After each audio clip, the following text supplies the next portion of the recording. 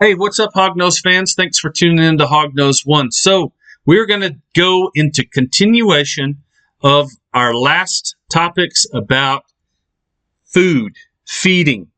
And something we're going to look at in the wild is the amphibian attraction in hognose. Now, we've looked into birds with one video. We've looked into fish with another. But this one, I want to investigate what is the attraction between amphibians, aquatic amphibians, and the hognose snake. Why are they so prone to liking tadpole, to even more terrestrial forms like frogs and toads can be, or even those that have been fed water dogs and relish those? I've never seen one in the wild, never known one in the wild that's taken a water dog. I have seen garter snakes take water dogs in some of the playa pools, the little vernal pools here on the South Plains. So that's pretty curious. But the garter snake's a little more agile than most of the hognose I've seen. Plus the hognose generally, I don't know, I just haven't seen a lot of those in water like I have the garter snakes. But I think where we need to look is going back to the videos on the evolution of the plains or western hognose snake. Remember the divergence that happened at the Eocene epoch? That was a period of time in which a divergence occurred for whatever reason.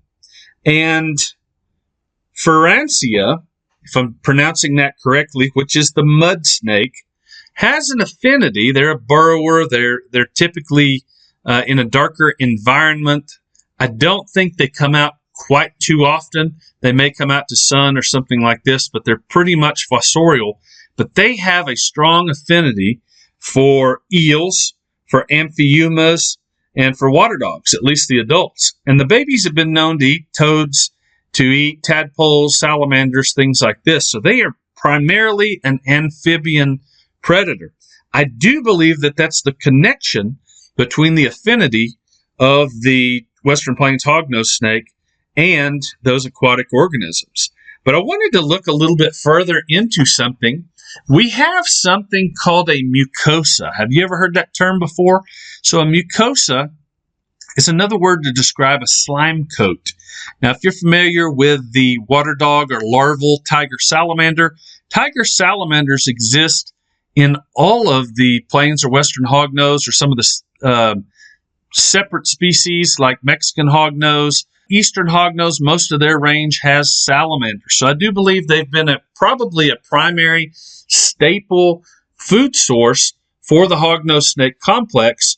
Some fossils are even millions of years old that resemble salamanders. They almost look like a cross between a crocodile and a salamander. Some of them are Ariops, Ichthyostega, and Acantostega. Those are different types of flatter tetrapods, and they have a more salamander type look to them. So probably the ancestors of modern day tiger salamanders, just the ones we have today are quite a bit smaller. But regardless, I do think that is a very, very good connection and something we're seeing.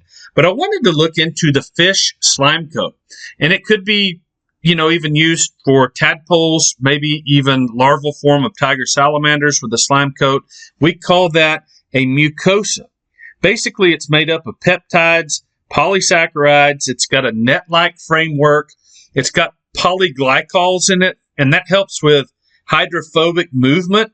It actually repels H2O. Think of something like a rain guard or something you would put on a car windshield. It actually helps with hydrodynamics. Some of the studies that have been done have shown that animals that have this polyglycol can travel at speeds 35% greater than if they didn't have that. So it reduces the friction that they have in the water. So mucin is a chemical that's produced in the glands and released, and when it bonds with water, that's when it becomes mucus. So tadpoles have this, other species have this, and it always made me wonder, if they have this going on, what is the affinity? What is the draw? What is it that the hognose snake uses its tongue to taste with? Because anytime in captivity I've ever used a tadpole, toad scent, frog scent, maybe tiger salamander scent, something like that, they would just about take your hand completely off to get to that prey item. They just loved it, loved it, loved it. So I do know that one thing about fish and probably some aquatic amphibians, they can release pheromones through their skin. So this may be one thing that's an attractant. The other thing that may be something they taste is the type of protein that's found. Remember I said there were peptides. Peptides are groups of proteins, and that's probably what the hognose snake connects with as it picks up on that instinctively. But it's a fantastic thing to watch if you've ever seen that in captivity. Doubt we'd ever see it in the wild, but if you ever have the chance to, or if anybody's able to photograph that, just absolutely amazing. We got to wrap it up here. Thanks as always for the like and subscribe, and I hope to catch you on the flip side.